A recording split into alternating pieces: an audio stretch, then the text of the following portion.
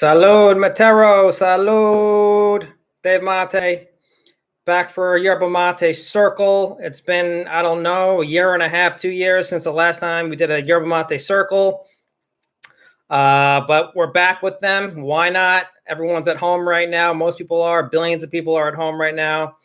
At least we have our Yerba Mate. At least we have this beautiful herb right here.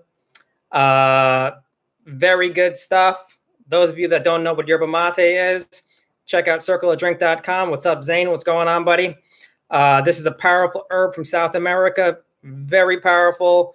You drink it, you feel great. You get superhuman powers. You just feel amazing. Crispy, clear thoughts, endurance, energy, creative flow. It helps destroy so many different diseases and ailments. It's just really good stuff. Salud, Blue Robot, Blue 3 Robot.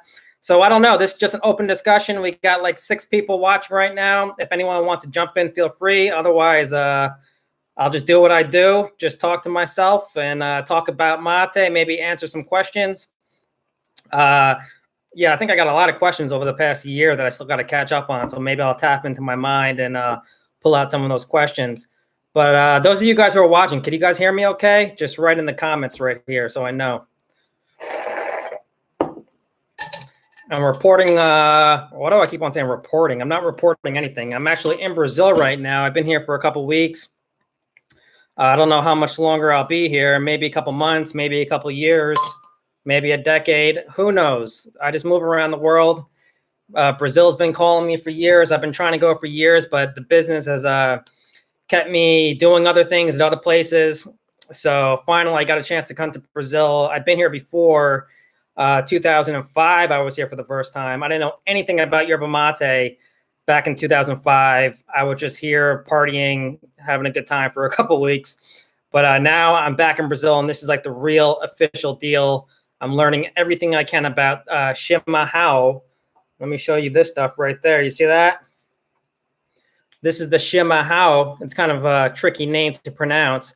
But basically, the Brazilians, they drink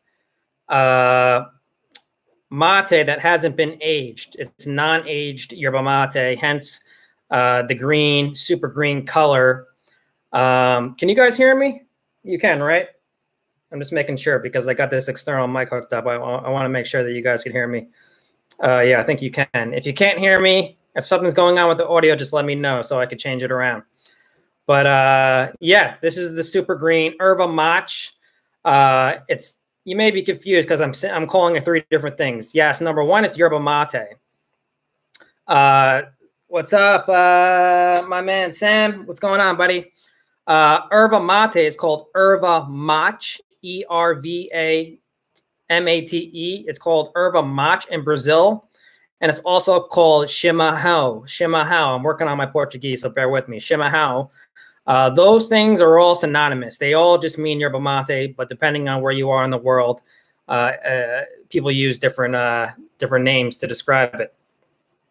So what's going on here? Oh, cool. All right. So what's going on, Zane? My buddy Zane's up in here. A lot of Materos going on. Ese mate está fabuloso. Yes, it is. It is wonderful. Chimarrão. If you guys got any questions, feel free to ask questions. How do you join? Oh, snap. I thought you guys could join this. Really? Damn. I don't know. I thought that you guys would be able to join. You should be able to. Let me figure it out. Hold on. I guess this isn't like the old days when we had like Google Hangouts. Anyone could just join. I don't know. I really don't even know. I just remember the old Google Hangouts where anyone could join. I guess you can't do that anymore. Oh, thanks, buddy. So, have I tried the Canaries with ginger and green tea? Yeah, I've only tried it for like once or twice. I actually, my company started selling it a couple weeks ago. It's a totally new product. I didn't get enough time to really get into it deeply. We got it literally days before I came to Brazil. So have you tried it? Tell me if it's good. This is Canaries. They have a new brand. called green tea and ginger. Let me see if I could try to get you guys to join. In the meantime, I'll try to figure out a way if you guys could join this or not. I don't know if you can anymore. I don't know if Facebook killed that. Let me answer some questions, though. What do you recommend for a travel mate? I don't know. I would just say get yourself, for me, I'm really partial to metal gourds. So I would say get yourself a double wall stainless steel small metal mate, metal gourd, and get yourself a standard coil bombisha, and get yourself a small, maybe a 1 liter or half a liter. Well, 1 liter will be fine. Stanley thermos. This is I think this is actually a 1 liter Stanley thermos. I travel with this one, but I have a 1.9 liter Stanley thermos, which is huge. And I don't really travel with it anymore. That's all you really need. But whenever I found myself situated in a place for a long time, I try to revert to the natural gourds. See this? This is a natural calabash gourd right here. Imperial one. Do I need a new mate? Well, it really, I have about 50 different mates, 50 different cuts. I mean, I'm sorry, 50 different quillas. So I'm a collector. I have so many, maybe more than 50, maybe 60 or 70. I don't even know at this point. It's just kind of like people who drink wine. If you drink wine, do you have just one wine glass? No, you probably have tons of wine glasses. So the same thing with yerba mate, the same thing with tobacco smokers who smoke out of a pipe. They have like 5 or 6 different pipes. Same thing with yerba mate drinkers. They love to have multiple gourds. And it makes sense also on a practical level, because as you use one gourd, you're going to want to let it rest for a day or two and jump to another gourd and drink with that gourd, let it rest for a day or two. It's just more hygienic that way because you're letting the gourd naturally sanitize itself. Of course, there'll be times when you use the same gourd over and over every day. That's kind of what I'm doing right now because I just love this new gourd. This is a local quilla. A quilla is an actual gourd from Brazil. They call it quilla. Here in Brazil, they speak a little differently. They call the bombisha bomba, B-O-M-B-A, bomba. In Argentina, they call it bombisha. So I speak with the Argentinian accent, and I say sha. Every time there's a double L, it's pronounced sha, like me llamo Dave. So that's also why I say sherba, because Y's are pronounced sha as well in Argentina. So yeah, we got people sipping on some chimas. Some little slang for you guys is that a chimarrão, the natural yerba mate from Brazil, it's also called chimas or chimas. It's kind of like a little slang way of putting it. Got some more questions.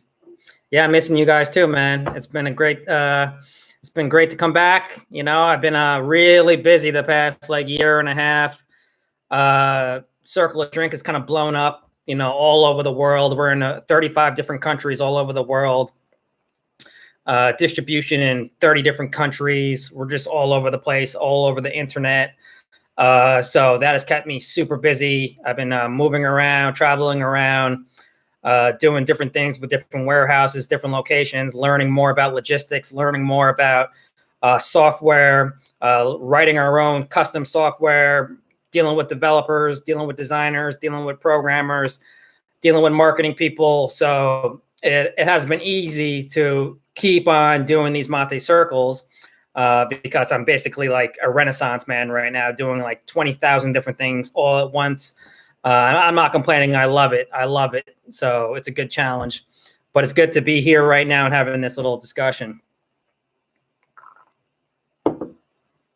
Yes, best yerba mate channel. Thank you, brother. Appreciate that. What are you guys sipping right now? If you guys are sipping yerba mate, guys and gals, everybody, whatever you're sipping, if you're watching this video, make a little comment. Let us know what you're drinking right now.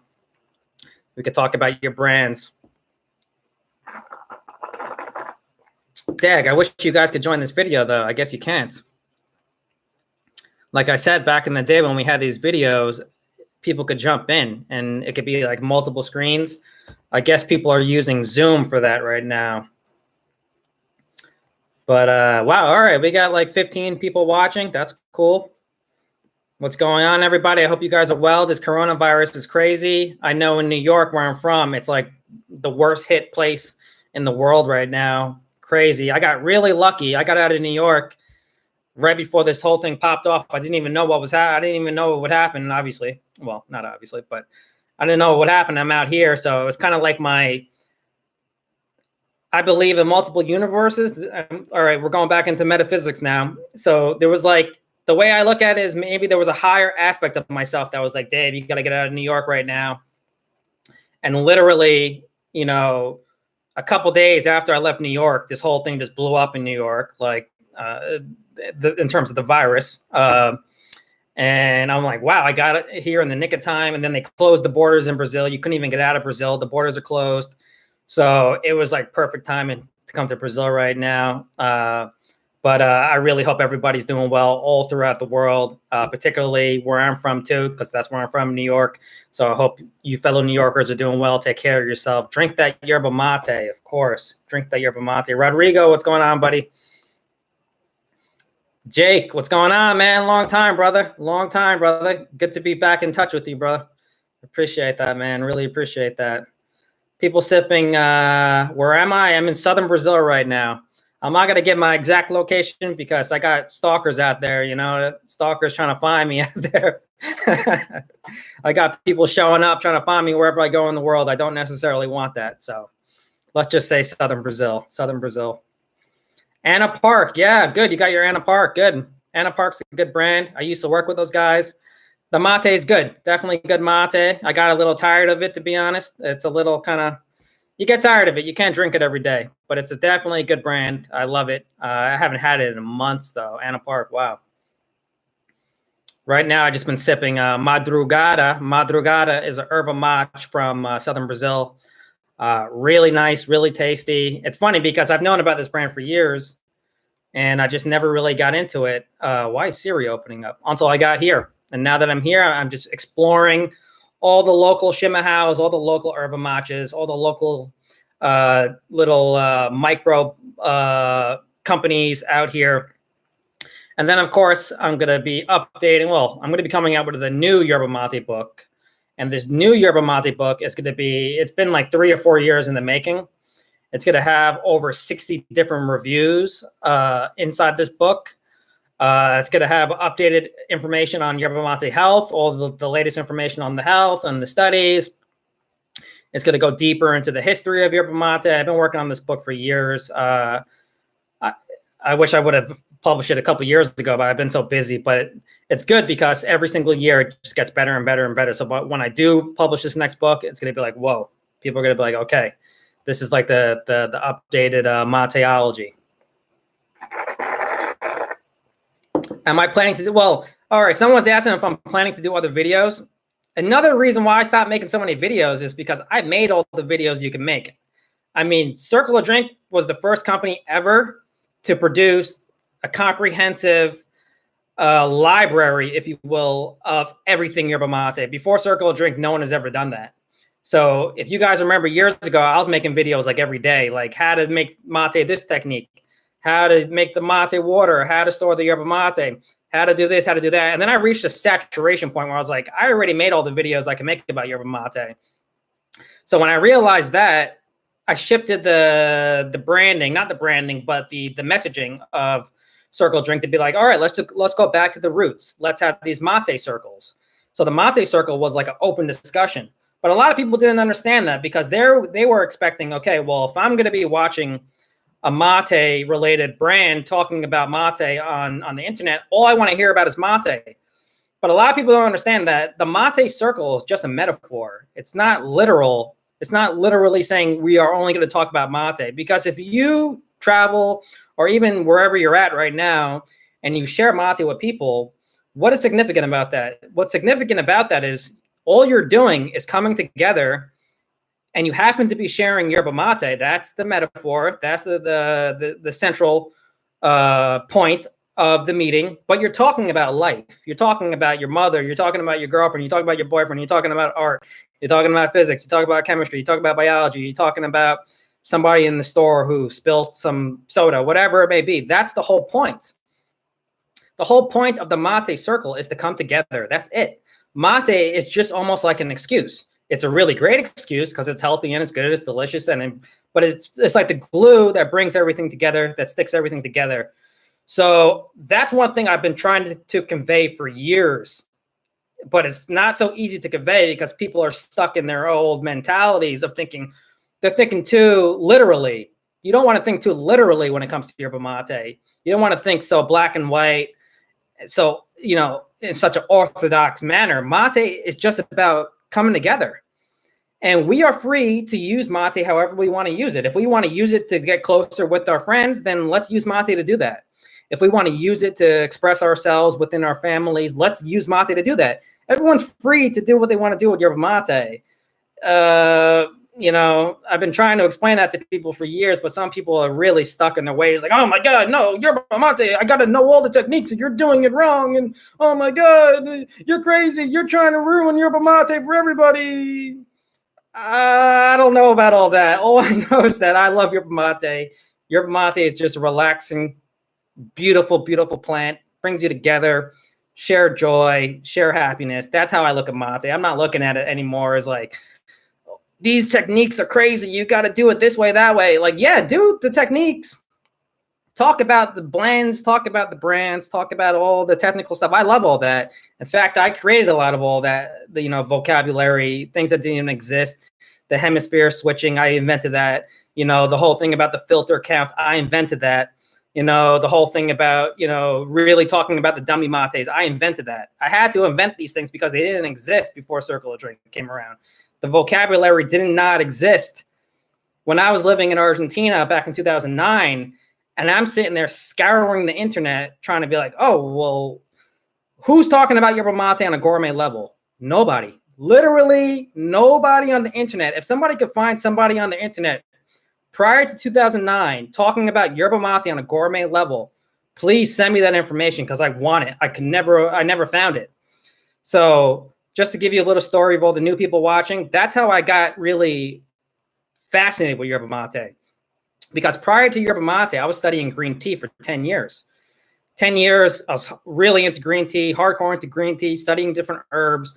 Then I got to Argentina in 2009, and I started sipping this stuff, this beautiful herb, and I'm like, what the heck? Because I remember 3 weeks later, and many of you guys already heard this story, but I'll say it again. 3 weeks later, or 4 weeks later, or could have even been a month or two later, I was like, why am I reading so much better? I'm comprehending everything I'm reading because I'm an avid reader. I read tons of books all the time. And I noticed that I was absorbing the information more rapidly, faster, better absorption rate. And I'm like, what has changed in my life? And then I was like, it has to be the Mattei. So I started researching the Mattei and I was like, yeah, this got to be it. And then I started to think about the flavor profiles of the Mattei. And I'm like, wait a minute, this is just like whiskey. This is just like cigars. This is just like tobacco. This is just like cheese or green tea. There's so much going on here. How come nobody's doing it? I stopped making the reviews and then other people came in hard and heavy, and that's amazing. I love seeing that. I forgot this guy's name. I never even met him. This guy out in London. He's doing really great things. I wish I could remember. Pseudo America, I think his brand is called.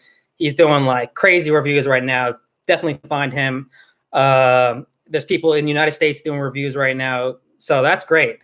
So Circle of Drink got kind of into the whole reviews, got into the whole technicalities, but then there was like a saturation point where I was just like, oh yeah, okay, I can make 1 million reviews. That's great. I still do make them, but I had to relax a little bit and say, okay, well, let me get a greater perspective of what's going on with this plant. Let me actually learn more things on my own and then start to produce more content as opposed to just making content just to make content. So that's kind of the long answer to your question.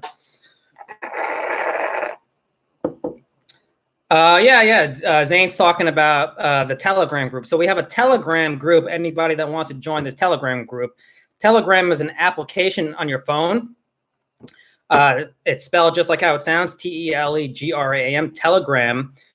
Download that application on your phone and type in Circle of Drink. And we have a group that's literally running 24/7 on people's phones all throughout the world.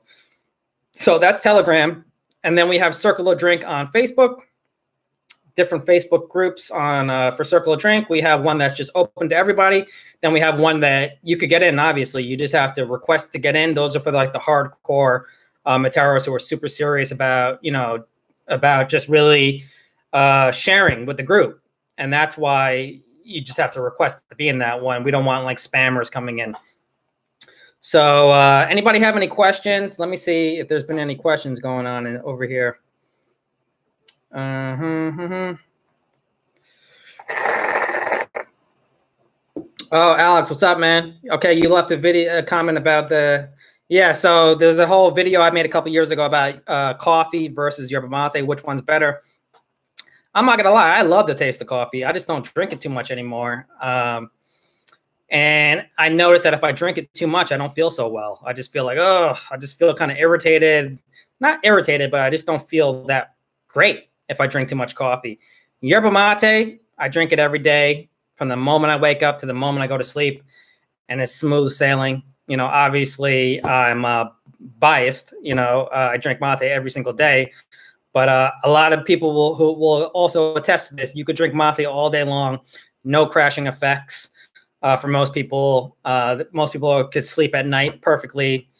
Most people drink it throughout the entire day. They feel amazing. So yerba mate for me, that's my real main source of caffeine. Wow, this has been a good turnout over here. We got like 17 people. Cool. Coffee is so acidic. Yeah, that's true, man. That is true. Coffee is acidic. So this whole Corona thing, I don't know, like, it's crazy. I haven't really been studying it so much. I try to stay away from it, you know, even the news about it. I've been studying a little bit about viruses. Are viruses alive? Let me ask this question to anyone watching this. Is a virus a living organism? Is it an actual living organism, or is it dead? Does anyone know the answer to that question? I don't know the answer to it. I'm just asking.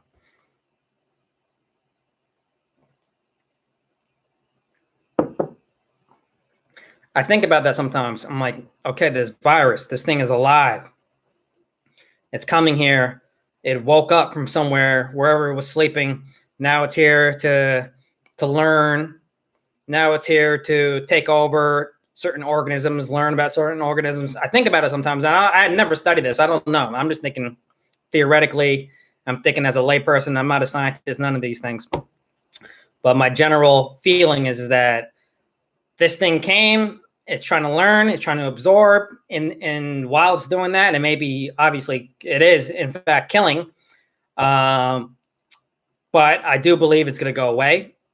It's going to go back to sleep, and we're going to go back to normal life. But will life ever be normal after this? I don't think so. This was like a wake-up call, I think. This was a wake-up call. I don't want to go too deep into this whole Corona thing, but I definitely think this was a wake-up call. I believe that, you know, the earth is alive. This whole theory of Gaia, the earth is a living organism. It thinks, it knows what's going on in all parts of itself. And sometimes it needs to course correct. And maybe this is a course correction. I don't know. Maybe this is a warning to humans to relax, to not try to take over this earth and try to dominate every other species, every other organism on the earth. Maybe, who knows? I don't know. But it's definitely been a wake-up call. And this virus is definitely it's made me reimagine everything, really, from my business, how I run my business, how I take care of myself. Like, this thing has been a wake-up call within myself in many aspects, in many ways. So I always try to look at the bright side of things, even though there's so much bad and harm that's coming from this. No doubt about that. I have all the empathy and compassion in the world for those people who are suffering. I know people who got the virus, and I pray for them. I try to send them good energy all day long. But I also try to look at the good. And the good is that we could adapt, that we can learn from this, and we could course correct, and we could plan better into the future of how we could mitigate, you know, potential threats that are out there looming that could pop up at any given time. So I try to look at the good as well. What could I learn from this? You know, how could I change my life? How could I change my interactions with people, or interactions with even within myself? So that is something that I do meditate on during this time of great, you know, turmoil.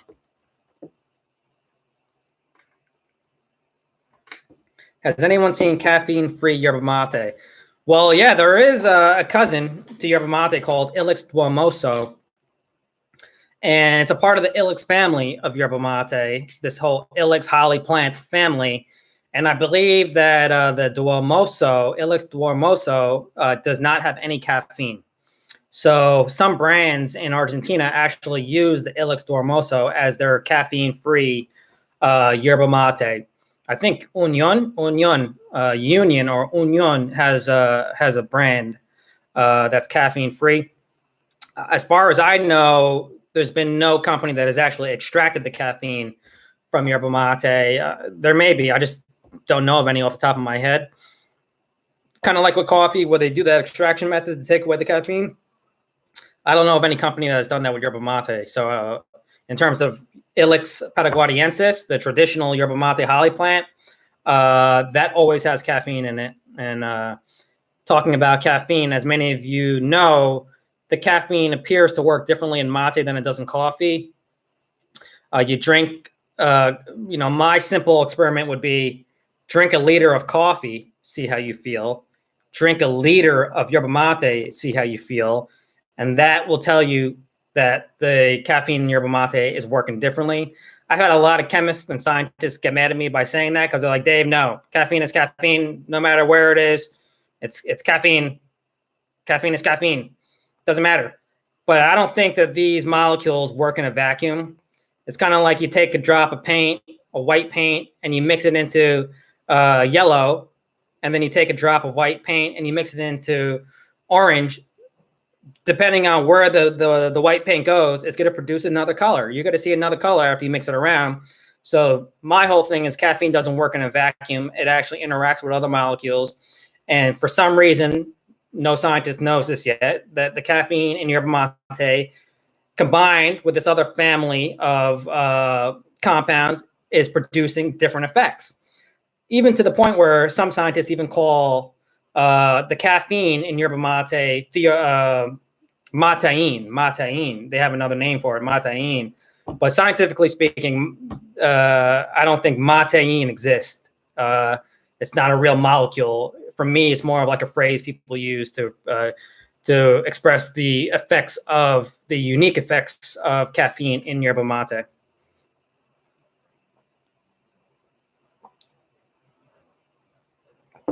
Exactly. Yeah, it's like saying cocaine is the same as the cocoa leaves. Exactly.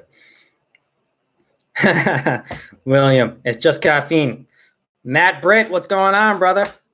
On the next one we have, I'm going to try to set up in a way where everyone could jump in and we could have all the videos of everybody. Maybe we have to use another software. If anyone has any ideas on the next one, how we could have it where we're all talking together with the videos partitioned on the screen and everyone sharing their gore, like how we did it back in the day, please educate me and let me know how we could do that.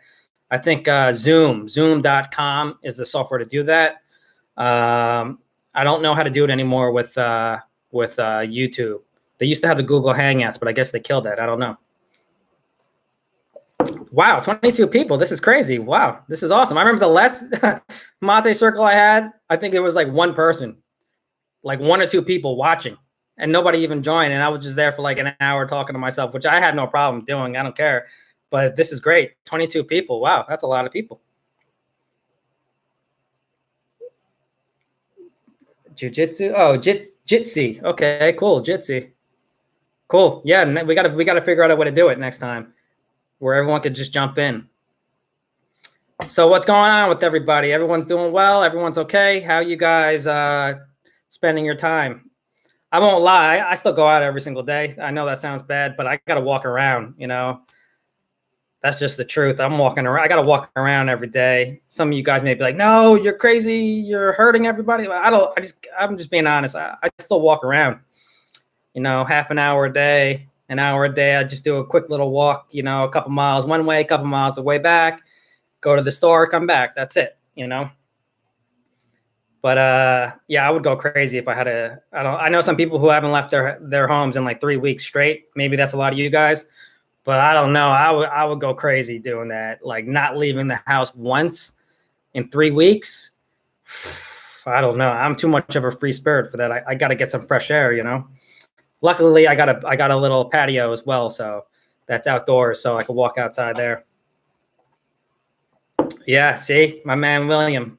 Exactly. You got to get a little fresh air, right? Like, all right, like I don't want to get into this whole Corona thing, but I guess we will talk about it a little bit. Fear. Yes, be cautious. Be smart. Wash your hands. Like, I don't know. Like, when I think about this whole Corona thing, I've already been living this way my entire life. Like, I'm one of those people, I'm always washing my hands. Even before this whole thing, I wash my hands because I think about that. Like, I remember I used to date this girl, right? And I would pick her up from Manhattan, and she'd be on the train all day, and she'd just want to, like, be affectionate and put her hands all over my face, just like how any, you know, girlfriend, boyfriend situation would be, like, you know, touching everybody. And I just remember, like, thinking in my mind, I'm like, she's not even considering the fact that she was, like, in the train all day long, and now she's rubbing her hands all over my face. And I had to just tell her one day, I'm like, listen, like, you got to wash your hands before you're touching my face, because I'm thinking, like, biologically, that just doesn't make sense. But that's just who I am. My entire life, I just, like, anytime I go outside, I come back and I wash my hands. Anytime I'm, like, cleaning up or something, I just wash my hands after. It may sound crazy, but I don't know. That's just been my common protocol since I was a little kid. Maybe I grew up because my mom was a nurse and she taught me about these things when I was a little kid. But I always wash my hands. You know, even before this whole thing, I was always just washing my hands. It just makes sense. You know, it just makes sense. So, but this whole thing about fear, I believe, I don't know, you attract what you think. Now, some people may get mad and angry, but no, just hear me out. Like, I feel like, okay, yeah, there's good reason to be anxious and to be worried. I'm never going to tell anyone not to be worried, because I know how it is to be scared about something and have fear about something, and that someone's trying to tell me otherwise, but I still have it. But the only time I take away that fear is when I figure out how to do that within on my own. But I can only speak for myself. This whole thing has never scared me. I've never felt any fear with this whole Corona thing. I just tell myself, stay healthy. I literally visualize my entire body protected. I literally visualize my immune system getting stronger every single second. I tell my immune system to get stronger every single second. That's my meditation every day. My immune system is growing stronger by the second. My muscles are strong. My blood is perfectly clean. My mind and my body and my spirit are perfectly in alignment with the universe. These are things I just tell myself. Even before the whole coronavirus, that's my own medicine. And call me crazy. Some people may think I'm crazy, but I feel like what you think, what you really think, and what you tell yourself, the story you tell yourself every day, has physical implications on this outside world. So if you're scared all day long, you're scared about getting something, you're scared about this, you're creating a sense of fear. And your entire spirit is being infused with that fear. That fear is dangerous, in my opinion. It creates a toxic environment within the body, within the spirit, and that may make you more susceptible to outside negative forces entering. So my whole greatest protection, apart from the biological common sense, wash your hands, social distancing, these things make sense. I'm totally with them. But more importantly, you got to really tell yourself, what story do you want to tell yourself every single day? What mental medicine are you infusing your mind with and your spirit with every single day? Especially nowadays, you got so many more toxic people out there, vampires. You know, like, I feel like there's more vampires on this earth than ever before. And I'm not speaking literal vampires. I'm just saying there's a lot of negative people out there, but you don't want to focus on them, of course. You want to focus on happiness. How do I make myself happy? How do I maintain happiness? Not how do I get away from the negative people. You don't necessarily want to think about pushing them away. You want to think about more protecting yourself. See that little shift in perception? It's not like, how could I get all these negative forces out? It's more like, no, how do I enhance myself? How do I enhance myself? So my whole little message about the fear thing is like, all right, like, be cautious, obviously, be safe, but also try not to become too riddled with fear. Try not to become too riddled with fear, because I believe if you're just so scared all day long, you're creating a situation, you're creating patterns in the universe, patterns around yourself that may not be conducive to protecting yourself, to put it in a basic way. The Bible. The Bible's a great book. I love the Bible.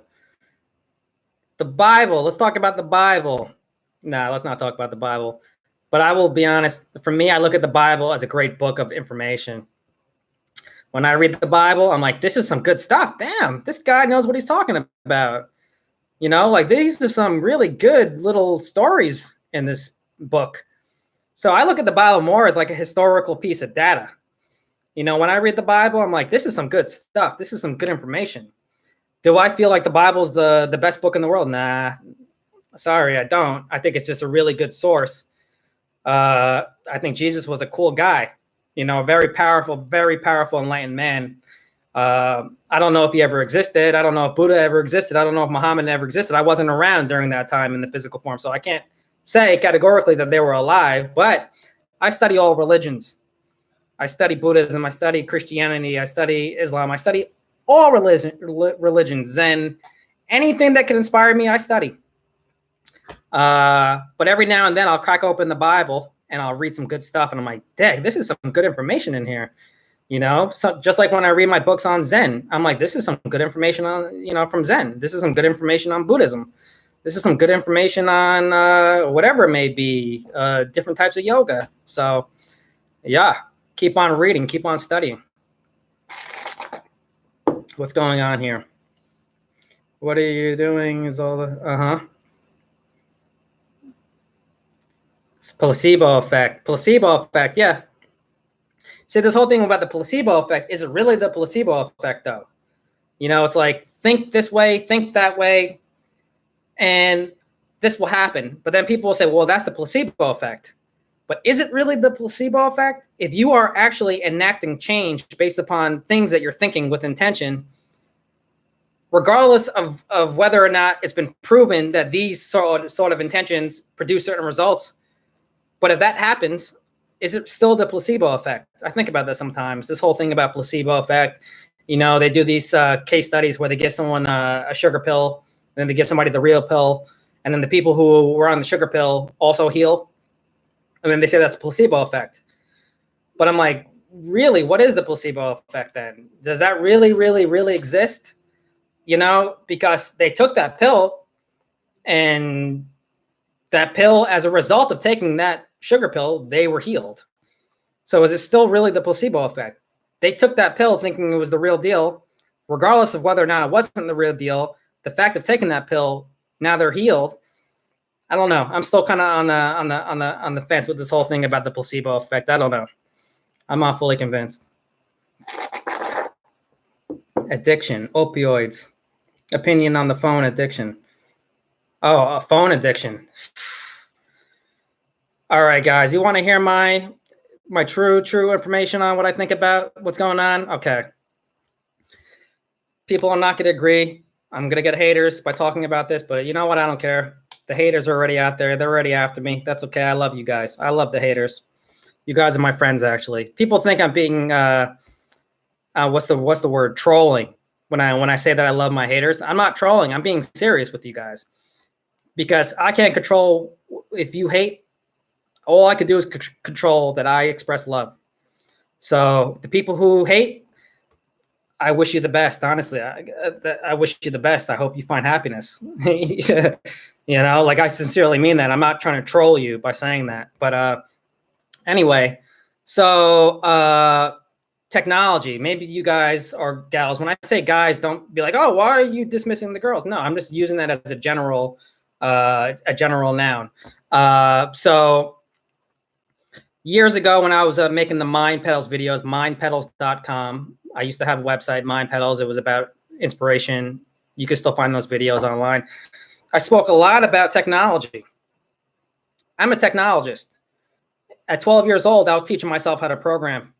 I was teaching myself HTML. You know, at age 16, I learned how to design CSS, HTML, JavaScript, all these sort of things. You know, I was dealing with developers, designers. I still am to this day.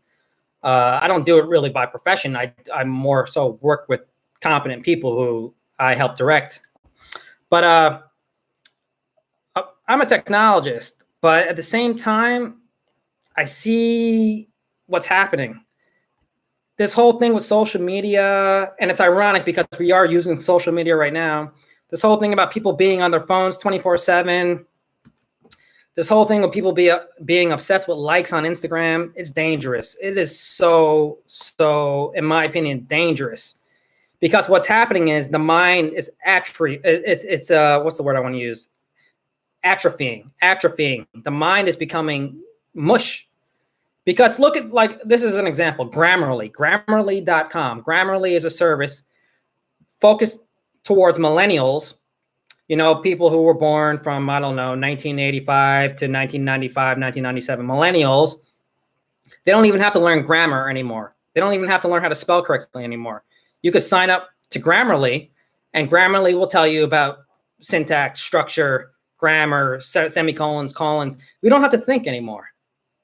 This is because we've become so reliant on technology. We've become so reliant on our phones and so reliant on social acceptance, so reliant on, like, oh my God, I got all the likes on Instagram. I got all the likes on YouTube. I got all the likes on Facebook. If you don't like me, it's gotten to the point where I've had people say to me, like, Dave, you don't like my pictures anymore. What's wrong? Did I do something wrong? You don't like my pictures anymore. Oh my God, you haven't responded to my text right away. Why do you hate me now? You haven't responded to my text right away. And I'm just like, what? Number one, I don't have to respond to anybody's text right away. I may never respond. It may take a week. It may take a month. I don't know, because I don't want to kill myself focusing on, oh my God, I got to respond to these people's texts. I got to get all these likes. I got to get all these followers. I just don't care, because that's destroying the mind. When you think this way, you're thinking about, oh my God, that's the only thing that matters now. That's the only social currency.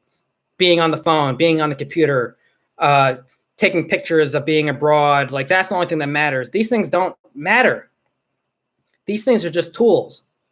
But we've inverted that, and we made the tool the gold. The tool is not the gold. The gold for me is freedom, liberation. Now we're going back full circle into metaphysics, because that's just what I do. I talk about metaphysics. I believe I'm a spirit. I believe, I'm a spirit visiting Earth right now. Call me crazy. I don't care. That's what I believe. This is just one little blip, one little journey. And I'm trying to make the most of this journey while I'm here. I don't want to spend this entire journey, being on social media, trying to get likes. I don't want to spend this entire journey creating this false impression of myself, trying to get people to like me, for me to ingratiate myself in the lives of other people. I just don't care. Why? For me, the number one thing is focus on freedom of self, perfect happiness. Try to find happiness within. This whole thing with technology blowing up, it's like an inverse relationship. As we become more advanced in technology, our minds, in many ways, are depleted of its own natural resources of creation. Inverse relationship. But then what's really tricky is that you got certain people, and nothing wrong with this, who control this technology, and they're making millions and millions billions and billions off of the model that the people who use their technology stay zombified, stay in a state of being a zombie for the rest of their lives. So that's another inverse relationship. As the technology becomes more advanced, as this certain group of people become richer and richer and richer, you appreciating their technology, thinking that this is the solution to everything in life, are becoming poorer mentally. In some cases, physically, situationally as well, in some cases, because you don't have to think anymore. All you got to do is tap into somebody else's technological structure, social structure, go work within their own organization, focus on, their technology that they're teaching you to use, focusing on your own technology, Facebook, social media accounts, whatever, to the expense of you actually creating anymore. We don't have creators anymore. Sometimes I think about ancient Rome. Octavian, how old was Octavian when he marched back into Rome and took over Rome again? I think he was 19. Augustus Octavian Caesar, he was 19 years old when he funded his own army with his own money, took on his own debt, built his own massive army, marched back into Rome, took Rome back, 19-year-old, taking an entire city, the most important city at the time in the world, back, 19 years old. Now think about the common average 19-year-old now. The average 19-year-old right now in this world is like a baby. Their mind is atrophied. Their mind is like mush. I don't know. I think smart, highly intelligent people, it's rare nowadays. I come across many 19-year-olds, and they're like, for me, in their mind, they're like a 12-year-old. They're thinking like a 12-year-old. They're jealous. They're thinking about competition 24/7. They think that they know everything. They get hurt so easily. They're so super sensitive. This new species of humans, so sensitive. They're so sensitive. You talk to them about anything, their feelings get hurt like this. You know, they go into a corner and start crying. Oh my God, this person told me the truth about myself, and now, oh my God, I'm crying. It's technology. I believe that there's a direct proportional relationship to technology and people's emotions nowadays. People are so sensitive, and this is because technology, everything is fast. Facebook fast, Instagram fast. You don't respond to me quickly, you must hate me. You don't respond to me with smiley faces and emojis. Oh my God, what did I do wrong? And that creates the vicious psychological cycle in the mind. A cycle, new neural nets are created now based upon this schema of technology being like a casino gambling system within the mind. You're trying to get those endorphins. You're trying to get those little pleasure molecules bursting in your brain when someone likes your picture. This has very dangerous effects, long-term dangerous effects. That's why you got to disappear from social media sometimes. Some of you guys who are super keen and follow my activity, you know that I disappear sometimes. I just disappear, boom, because I got to give my mind time to relax. I got to get deeper back into my books. I got to learn more languages. Right now I'm learning Portuguese.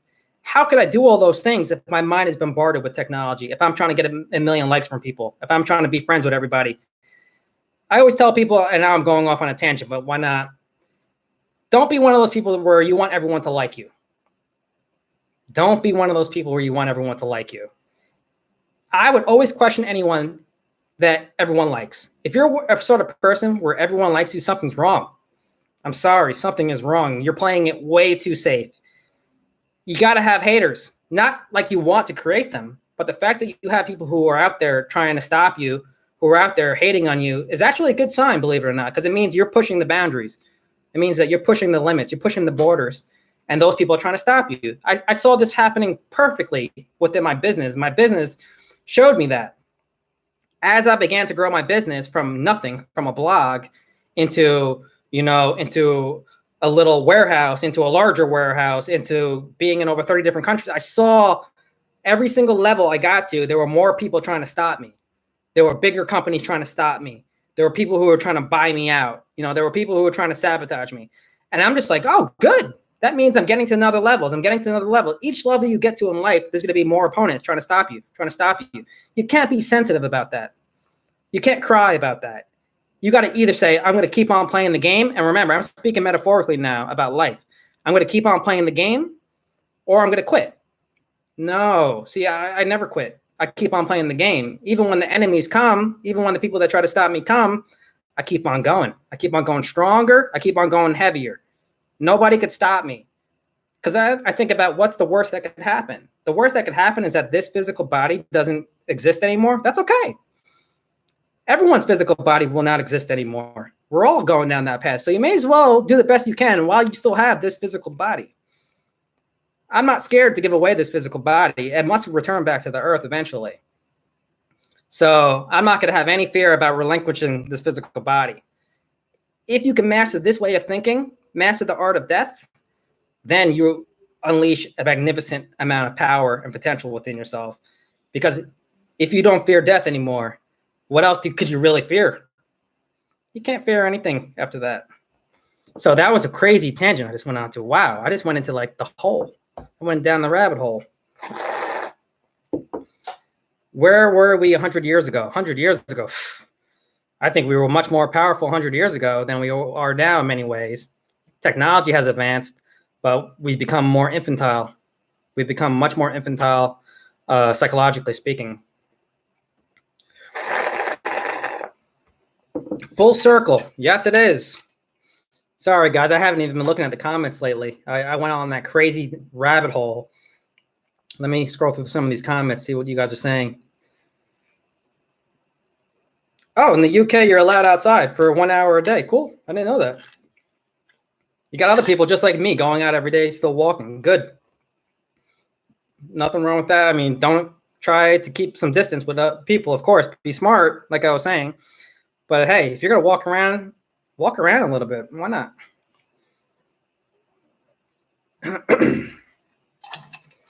When you meditate, you get to a stage where you feel cellular breathing. Yes, that's true. Sometimes I just feel like I'm totally in connection with my entire body. Like I could feel every cell. I could feel everything moving. I could feel the communication. I could feel this energy just flowing through me. It's like you become like, I don't even want to use that word, but I was going to say psychic. But yeah, you kind of do at a certain stage. You kind of do become psychic. You start to have lucid dreams where things happen. I don't know about you guys, but I have something called lucid dreaming. It's when you go into a dream and you know you're dreaming. How many of you guys have ever had lucid dreams? Oh my God, this is amazing. Lucid dream. Imagine being in a dream. You know you are dreaming. You know you're dreaming and you're in a dream. Think about the implications of that. You know you're dreaming and you're in a dream. So one may think that you could do anything you want. Yes, in one aspect, you can do everything that you want to do, but here's the caveat. You still must believe you can do it. So for years and years, since I was a little kid, I've been having lucid dreams, but every time I was in a lucid dream up until a couple years ago, I was scared to fly to space. I would only fly about 30,000, 40,000 feet. And then I'd be like, nah, I'm not going to space. Nah, I don't know what's up there. I'm scared. So for years, I didn't go to space. And then a couple years ago, I was living in Argentina, Buenos Aires, and I had a lucid dream. I was like, you know what? I'm not scared anymore. Screw this. I'm going to space. So I kept on flying up in the lucid dream, all the way up, and it started getting darker, darker, darker, darker, darker. Then boom, I'm in space. And what I saw in space was incredible. I saw cities built of light. There were like these cities that you walk into, and it looked like it was glass, but you could walk through the glass. And there were like these like laser lights around at all the panes of the glass. And there were like compartments where you could, like, if you wanted to, you could walk on the glass, that would be the floor. But if you wanted to, you could drop right through it just by thinking about it, drop right through it. Same thing with the doors. You could feel the door, but if you wanted to walk through the door, you walk right through the door. And there were different beings in different rooms, like meditating, talking with each other. And I'm like, wow, this is crazy. So lucid dreaming, whether you believe that it's a real thing where you're actually visiting places or not, that doesn't really matter whether it's real or not, what really defines real or not.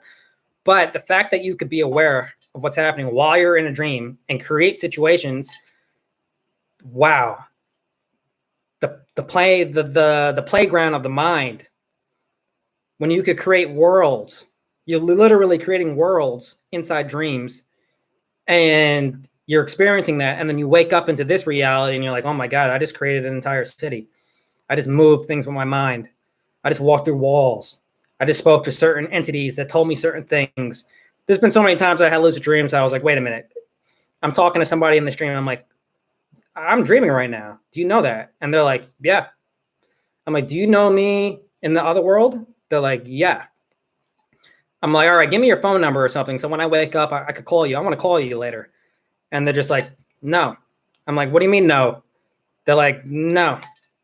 And I'm like, hold on, but we're dreaming right now. Where are we right now, though? Where are we right now? I'm asking them specific questions. And a lot of times they just laugh. They're just like, I don't know. Maybe that's my subconscious talking to myself. But sometimes I really feel like those are visitations. Those are situations where I'm going, other dimensions maybe, and I'm experiencing certain things there. But I've had so many of these accounts, so many of these things happen that it's crazy. I don't even want to go into that, but it's amazing. If you could dream and know that you're dreaming, consider yourself lucky. You've actually opened up an entire new world to yourself. It's a joke. What's going on here with the comments? You know you're dreaming and still dreaming. What do you do in a lucid dream? So I don't know. I've had so many different accounts of lucid dreams. I've, to tell you the truth, 90% of the time, well, lately, my dreams have been quite different lately because my dreams are based upon where I'm at in my physical life and where I'm at thinking, you know. So lately, my dreams haven't been too lucid. They've been more like situational problems. Like, for instance, I was having a dream the other night, and I was breathing underwater. But every single time I thought that I couldn't breathe underwater, I couldn't breathe, and I had to go get air. So that was like a lesson for me. When I woke up the next day, I was like, oh my God, that's like a great metaphor. It's like you could do what you believe. But the second you start to doubt yourself, you're in trouble. You can't do it anymore. And the dream was like a situational lesson that showed me that. I was underwater and I was totally peaceful. Everything was amazing. I'm like, oh my God, I'm breathing underwater. Then I wake up. And then I think about it while I'm breathing underwater. Then I can't breathe underwater anymore. So I always try to wake up from my dream. When I wake up, I always spend about 5 to 10 minutes basically studying what happened in the dream. As you know, some people may know, you have multiple dreams every night. You may have 7, 10, 20 dreams every single night because your mind, your brain goes into these cycles, these sleep cycles. And yes, you could dream when you're not in a REM cycle, but REM cycle's the cycle when you're having the most vivid dreams. And so you have multiple dreams every single night. So every single time I wake up in the morning or even in the night, I think about the dream. What happened in the dream? What's going on in the dream? I used to actually make a journal. So by the time I wake up for the last time, which is in the morning when I'm getting out of bed, maybe I had 4 or 5 dreams. So I'm thinking about those 4 or 5 dreams. I'm holding them all in my mind. And I'm like, what happened? What did I say? What happened? Where did I go? And I've been doing that for years. Thousands of dream recalls going over every single day for years. And that's been one of my greatest meditations, just thinking about what happened in the dream. What did I do? What walls? It's like, it's hard to explain, but I really believe that you could build skills in dreams. I remember when I learned how to change things in dreams, like take an object and turn it into something else. I wasn't always able to do that, but over the past year or 2, I figured out how to do that in the dream. I remember when I couldn't walk through walls. Now I could walk through walls like water, nothing. I could walk through walls so easy. I remember when I couldn't move things with my mind. Now I can move things most of the time with my mind in my dreams. These are things that I learned over years of trying to do them in the lucid dream state. So many different skills I learned in that world. It got me thinking that this is a training environment. The dream is like a training environment where you're training and you're learning things. I don't want to go too deep into that sort of conversation, but I'll just share some of that with you guys right now. Lucid dreams are basically you entering the spirit, and that spirit is habitation of devils who mask as light. Dreams are nothing to care for, really. John 3:16. To each their own, you know, to each their own. I will say that there have been some crazy negative things happening in dreams too. But I'm not even scared of those things because I look at those things as lessons as well. There's been things that people would call nightmares.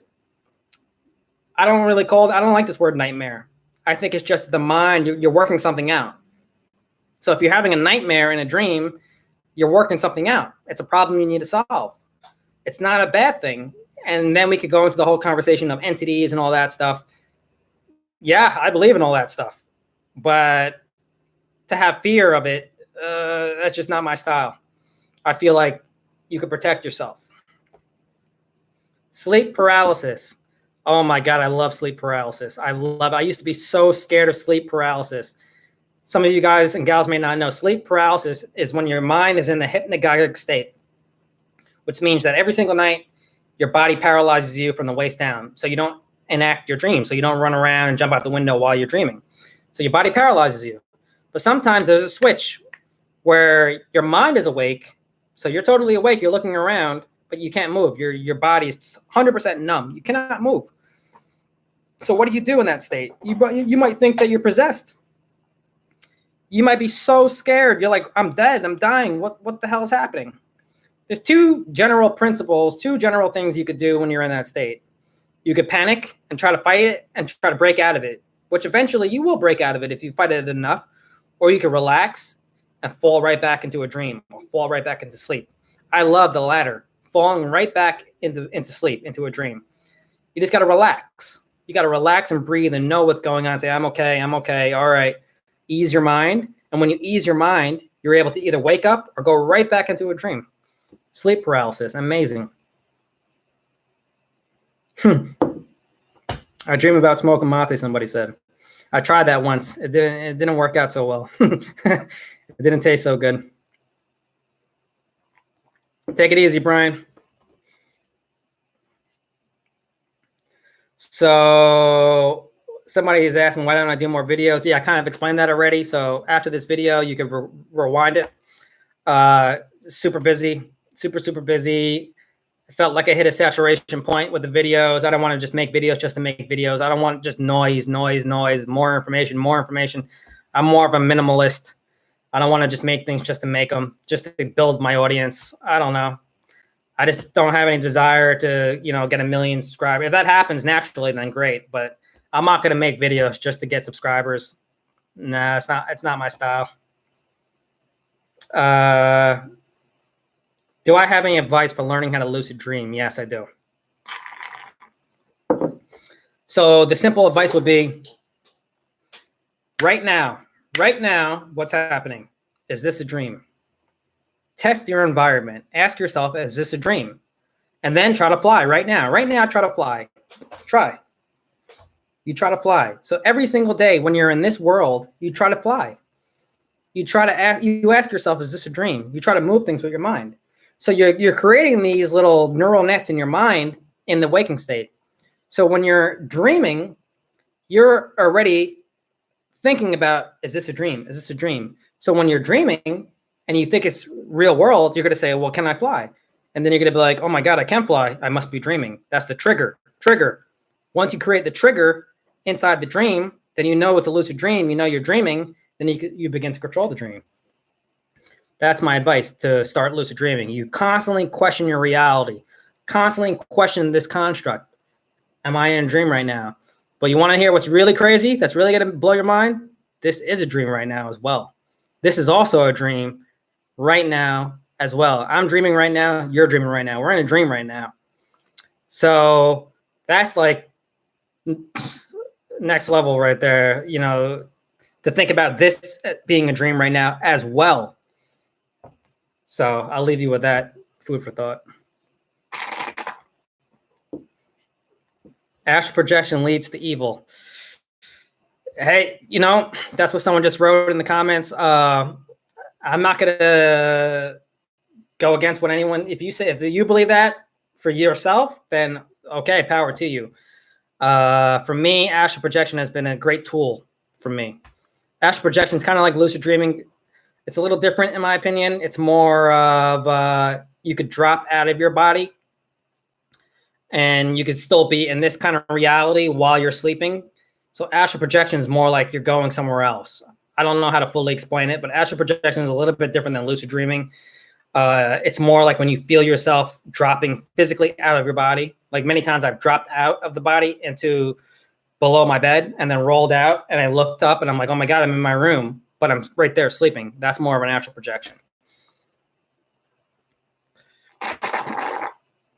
So this is crazy. This has been a nice little circle, everybody.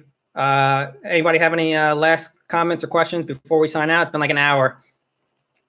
I'm probably going to go back to my books and read some stuff. Sorcery.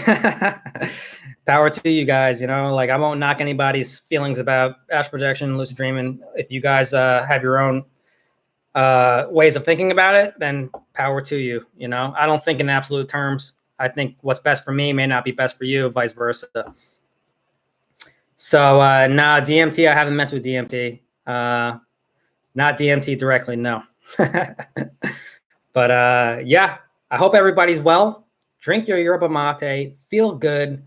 We're definitely going to be having more circles. Next time, I'm going to try to set it up so everybody could join video conference. I got to look into that. If you want to read articles about yerba mate, go to circleofdrink.com.